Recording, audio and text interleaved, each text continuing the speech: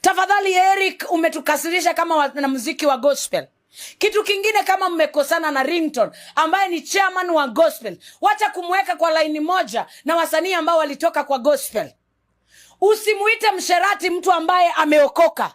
Usije uka-accuse watu, wanaume wale ambao wako halisi. Kama we ni mwanaume, enda runda kwa Ringtone, keti na yeye chini muongee kama wanaume.